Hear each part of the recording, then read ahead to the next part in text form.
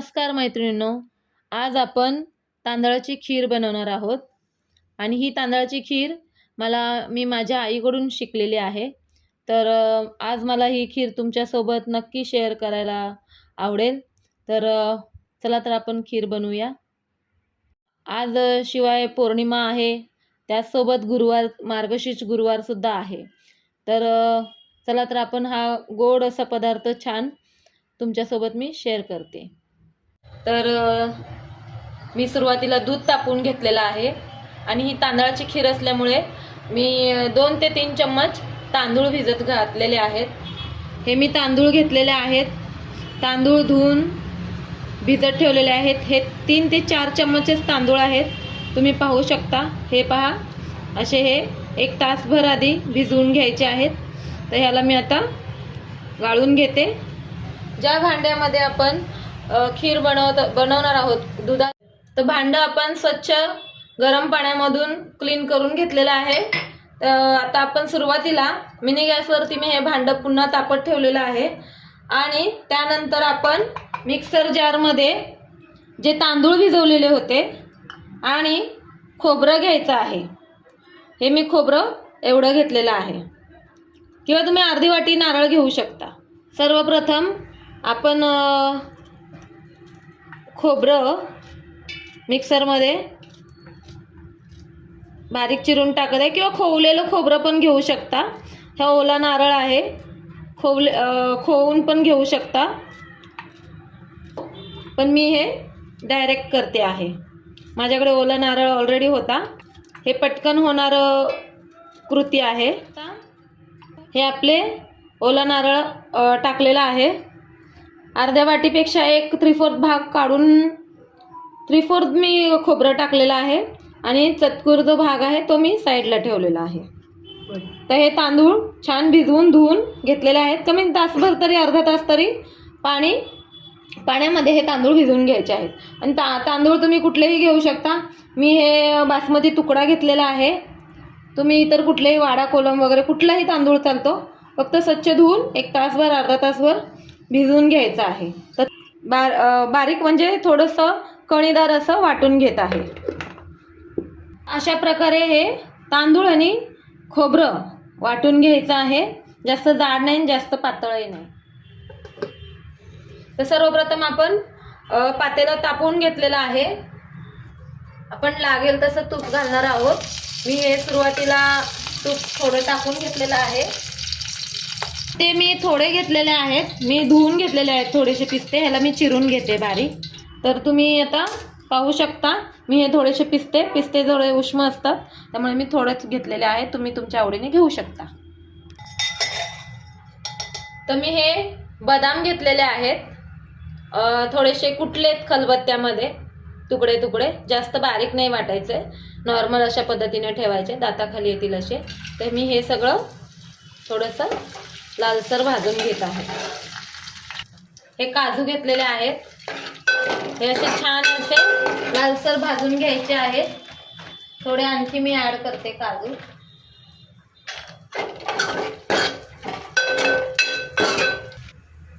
थोडीशी चारोळी मी टाकत आहे, हे पण छान थोडंसं लालसर असं सगळं भाजून घ्यायचं आहे। थोडे पिस्ता टाकलेले आहेत,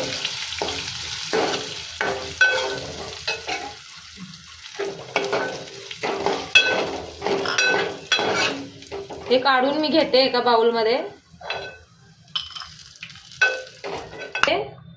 थोडे मनुके टाकणार आहे, हे मनुके असे फुलले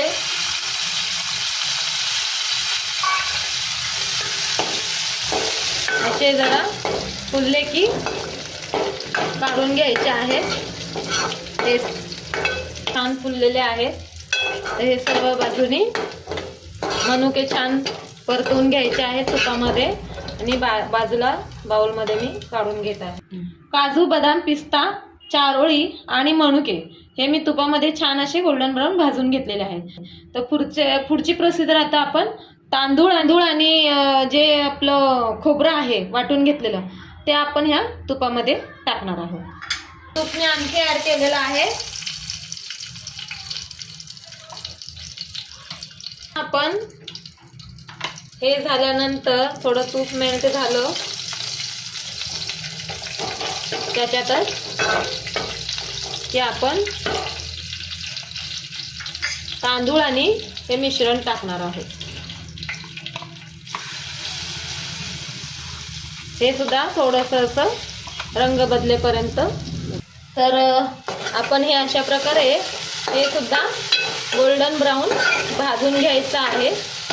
खोबरं आणि तांदूळ तुपामध्ये, तांदूळ आणि हे खोबरं बघा छान भाजून झालेलं आहे. मंद गॅसवरच भाजायचं आहे असं लालसर होईपर्यंत. हे दूध टाकणार आहोत आपण. म्हशीचं दूध आहे हे. गॅस मीडियम ठेवून अर्धा लिटर भर दूध तुम्ही टाकायचं आहे. तांदळाची आणि खोबऱ्याची जी भाजून घेताना काही बारीक सारी गुठळ्या आहेत त्या छान अशा आपण फोडून घ्यायच्या आहेत. गुठळ्या आपोआप विरघळून जातील. 1 वाटी मी साखर टाकणार आहे. बाजूला छान असं आपण फिरवून घेणार आहोत.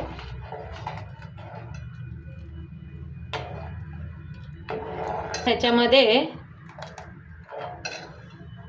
मी वाटून घेतलेलं होतं. तर मित्रांनो, मी दूध थोडंसं मित्रमैत्रिणींनो आज मी तुम्हाला थोडंसं ह्याच्यामध्ये दूध थोडं कमी वाटलं म्हणून मी आणखी दूध टाकलेलं आहे. 2-2.5 कप मी दूध टाकलेलं आहे, पाहू शकता. ते हे भाजलेले ड्रायफ्रूट्स टाकणार आहे.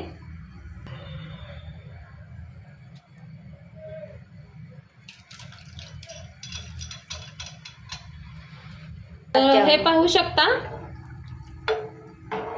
खिरीला बघा किती सुंदर जे आपण चारोळी वगैरे ह्या सगळ्या भाजलेल्या ड्रायफ्रुट्समुळे ना खीर आपली वेगळी रंगतदार दिसते आणि अशी दिसायलाही सुंदर आणि खायलाही सुंदर. तर आता ही छान उकळून घ्यायची आहे आणि सगळ्यात महत्त्वाचं ना की दूध फाटणार नाही ह्याची तुम्ही काळजी पुरेपूर घ्यायची आहे. त्यामुळे खूप व्यवस्थित काळजीपूर्वक करायचं आहे. सोपी आहे पण चमचा वगैरे व्यवस्थित सांभाळून वापरायचं आहे. तर आता ह्याच्यामध्ये मी वेलची पूड टाकत आहे. वेलची आणि जायफळ पूड अगदी छान त्याचा फ्लेवर येतो, ॲरोमा अगदी छान येतो आणि ही खीर खाल्ल्याने अगदी झोपही शांत लागते. तर हे बघा पुन्हा छान एकदा ढवळून घ्यायचं. आता तुम्हाला एकही गुठळी ह्याच्यामध्ये दिसणार नाही, फक्त ड्रायफ्रुट्स आणि आपले ह्याच्यामध्ये दिसून येतील. खोबरं आणि जे तांदळाचं आपण भाजून घेतलं होतं तुपामध्ये ते अगदी एक मिश्र झालेलं आहे, पाहू शकता. हे टाकणार आहोत केशर.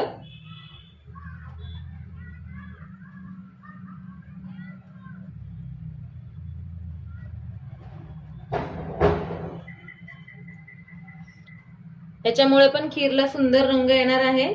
तर छान आता अशी ही खीर मंद गॅसवरती आपण, तुम्हाला थिकनेस कशी हवी आहे त्यानुसार तुम्ही ही खीर थिकनेस करू शकता किंवा म्हणजे पातळ हवी असेल तर पातळही करू शकता दूध आणखी वापरून. तर मी अशी मध्यम प्रकारे मी खीर करते. तुम्ही घट्ट हवी असेल तर घट्टही करू शकता. खीरीला अशी छान उकळी येऊ द्यायची आहे आणि मंद गॅसवरही शिजू द्यायची आहे. अशी बारीक गॅसवरती किंवा मीडियम या मिनी गॅसवरती तुम्ही शिजवून घेऊ शकता. तर आपली ही खीर अशी तयार आहे, तांदळाची खीर. तुम्ही नक्की ट्राय करून पहा. हेल्दी अशी प्रोटीनयुक्त खीर आहे. तुम्ही करून पहा आणि कमेंटमध्ये मला नक्की कळवा. सबस्क्राईब करा, लाईक करा, शेअर करा आणि स्वस्त राहा, मस्त राहा.